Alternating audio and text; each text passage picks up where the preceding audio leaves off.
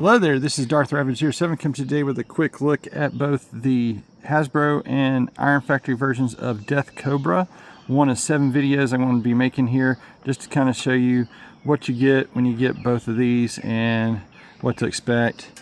And I will just go ahead and start off on the left and go right with this and let you see how, while this is a Voyager and it has simplistic ease of use and a very nice set of propellers that spin really good, he is not as, I mean, he has got some engineering behind him, but I feel like that this could have been cleaned up so much better.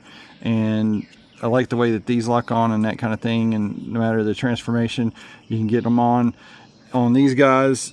He's a rare example of how you can put the Chessmaster on there and it not interfere, and it doesn't even scrub the ground even with that landing gear there. He does got like a retractable landing gear that you can do here due to the transformation joints by simply pulling these up like this, up underneath the wings on each side. See how the mushroom peg is there? You can pull these on up and maybe it'll mesh transform just a little bit, but you can get it to stay locked into place there with the little tab there at the back end. I've got it shifted a little bit funny, so there's that.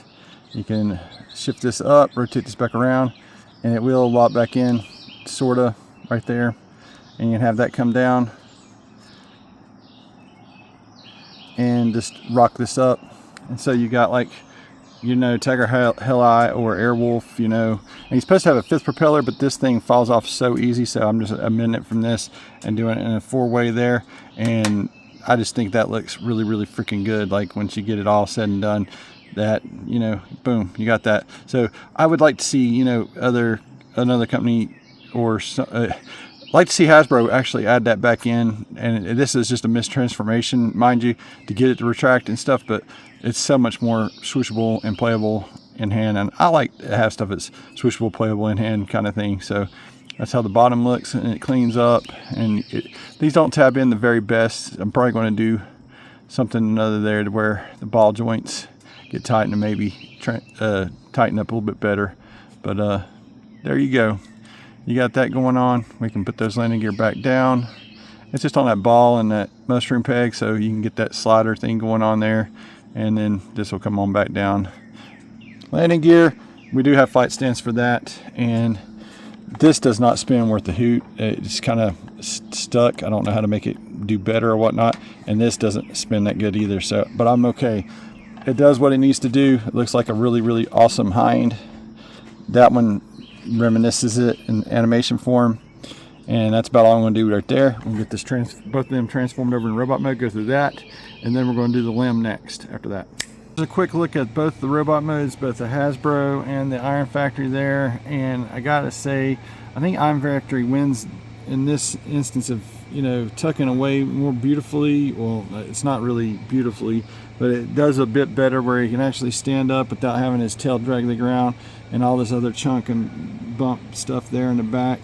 And there's still a lot of egregious kibble, I guess, on both, but I prefer the Iron Factory one better. The Iron Factory can look up heck and gone better. He can look up pretty good there for himself as well. And you either got to choose simplicity or the parts formery, and we're going to get into that in just a minute as we get into limb mode. And just wow, I'm glad I got both of them here. We can both get their Cobra chest off the chest. Transformers Victory fans are definitely eating good, whether they do them as Target Masters with their Chest Masters or bots with Minion bots. Let's get these guys over into their arm mode next. Both form the left arm of Liokaiser. This guy is all self-contained. The hand is in there with articulating figures. All the articulation you ever want and need is there. I mean, it's really good. It clips on like right there, and it has its own little set of kibble. This also has its own kibble and it's very fiddly. As you can see, as I pick that up, it's supposed to lock in right there. You need to add in a part right here on the back side of this guy. Give me just a moment. As I just slide it right over this little space right here, and it clips into place, kind of fills it in. And you still got all the articulation there that you need there. Plus you got to do a little bit of futzing to get on this lower part. You got to take this part right here and put those 2 tabs in right here, kind of like well, shoot, easier said than done. Like so.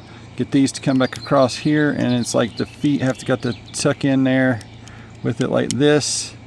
And it's like really futzy around the block there, but I mean, once you get that in there, it's in there, and you got a left arm. It doesn't flop as much at all, and it has its articulation, and it spins, and it's got another little bit of movement there, and these little wing bits will get knocked around and about, and this will probably more than likely come in pegged, as it has done several times with me in the process. But there's your both arm modes, guys. That's 1 of 7, and we will go through the other 6, and then we'll combine them together and show you the rest of it. Make sure to like, share, subscribe, all the stuff. Stay tuned. I will get this all together. 1 of 7 done. Let's get the other 6. Thanks again for watching. Have an excellent day. Till R1 all.